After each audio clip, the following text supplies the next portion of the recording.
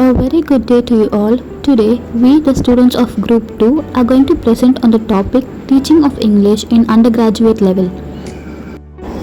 English is the most important international language and is spoken and understood all over the world.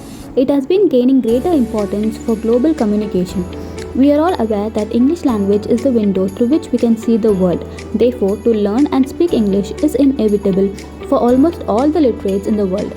At present, we all feel the importance of English language is to express and convey our thoughts to others, not only by gestures or signs, but also a verbal message to make our thoughts more clearly in all situations. But because of the influence of mother language, most of us are facing difficulty in pronunciation, accent, and understanding English language spoken in different parts of the world. English has become not just a library language, but a language of opportunities. We require a fairly high degree of standardization of pronunciation, proficiency in English, and excellent communication skill to enable us to attain the quality of employability in the highly competitive world. Now let us look on the factors and problems of teaching English. Most of the students accomplish their schooling in their mother tongue. Though they have attained heaps of marks in their respective core subjects, they remain very poor at English still. Now let us examine some of the various factors which make English language a soaring grape for rural students even today. To begin with, the first of the foremost factor is the socio-cultural and financial background of the family. As most of the parents are illiterates, they cannot directly take part in the daily routine of their children. Hence, the students' performance lack parental supervision and guidance, which is very necessary at all levels of the education. The illiterate parents cannot realize what their children pursuing, neither do afford some time to consult the teacher about the progression in studies of the children. Every minute during the daytime is valuable for them as they have to struggle to get their livelihood. The boy or girl is also sent to work on wages at specified time of the year, which affects their education very dearly. Now let's look upon the limitation of teaching English. The majority of students in the country come from rural background. They are bound to have some limitation. There is an inbuilt resistance to English among these students. The reason behind this could be the fact that English is a second language or even a third and can never be equal to the first language.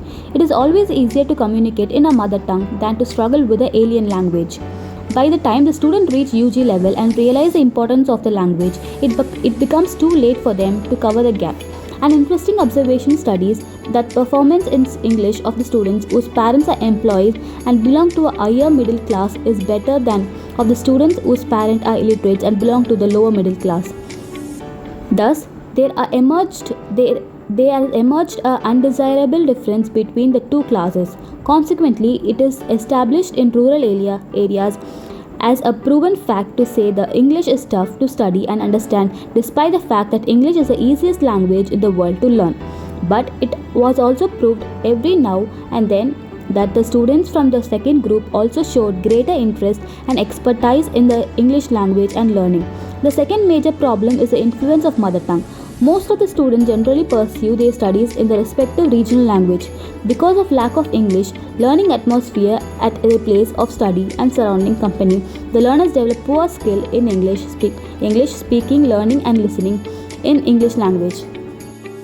Another important fact is that the methodology of English language teaching is bilingual or translation method. Because of poor knowledge of English language and to enable the student understand English properly, the teachers simply translate everything into the mother tongue and explain them in a bilingual or translation method. Though this method offers them a sound knowledge in the content, it prevents them in acquiring the communication abilities in English, which has become the norm of the day. The teacher here plays more as a translator than as a genuine teacher. Another fact that aggravates this problem is the student's lack of language exposure. The more we expose to a student to a language, the more he feels comfortable with it. Teachers teach English in their regional language for the sake of their convenience. In their preoccupation with covering the syllabus, the teacher rarely set apart any time for listening practice in the classroom. In this way, the students are confined to their syllabus only.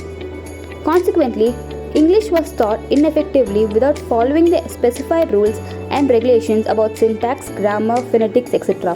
Owing to language of specialized and trained teachers of English to mold the students in proper way and to make learners phobia free in English language, The reason of these unskilled English teachers may be result of the government new policy to strengthen English language teaching by a specialized teacher keeping in the view of global requirements.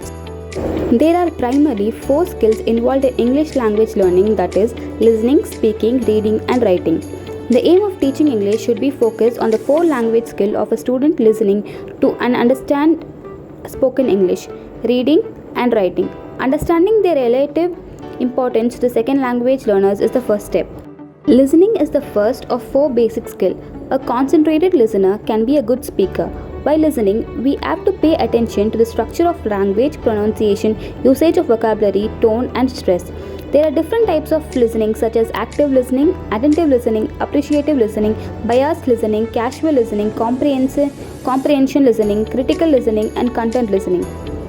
The 4 main points which help to improve our listening skills are: listening is not a passive activity. Listening to unspoken fears, concerns, moods, and aspirations. Good listening requires great wisdom. Listen to others with respect and validation. Listen without thinking about we are going to respond. Be objectively critical. The next is the speaking skill. Speaking is a productive skill. When we speak, different organs of our body get involved in the process and air is blown out when English is spoken. There are some fundamental elements which have a bearing on our spoken English. Just as in any other language, in English language, also the sounds are fundamentally classified into 2 varieties. One is vowel and the second is consonant. Vowels are those sounds that are articulated without any friction in mouth. Consonants are those that are articulated with some friction in the mouth.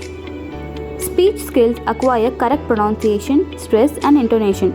They also require use of words and sentence forms in meaningful context. Fluency and accuracy are the key aspects of spoken English. Next is the reading skill. The following are some of the points that one has to ponder over in order to improve one's ability to read faster and better.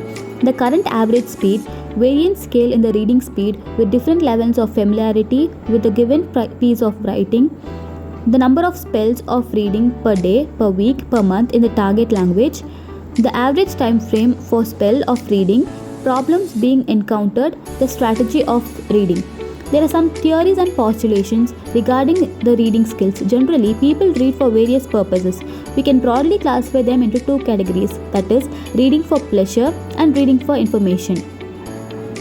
The last and most difficult skill to master is the skill of writing. Writing serves as a mental discipline with attention to detail. Even students with constant listening and imitation speak English reasonably well.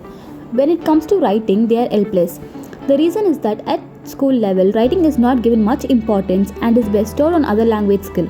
It is the job of the teachers at UG level to engage the students in writing assignments and writing skill through constant practice. As Samuel Johnson says, the mental disease of the present generation is impatient of study. But unfortunately, because of adverse impact of electronic gadgets in modern days, the present generation is a little bit recurrent, especially on the skills of reading and writing. English becomes a necessity here. Students are encouraged to talk in English in their out of college hours also. Thus, the environment becomes conducive to learning English. Medium of instruction being English may cause some difficulty for students from rural background in the beginning, but this direct and constant exposure makes them comfortable with the language after in the due course. Oral communication is an integral part of the UG, the prescribed syllabi. We have a variety of speaking activities in the UG syllabus like group discussion, phasing interviews, pair work, public speaking, and research paper writing and presentation skill. These activities not only prove language skill of students but also give them an incentive in the form of marks. That's all for our presentation. Thank you.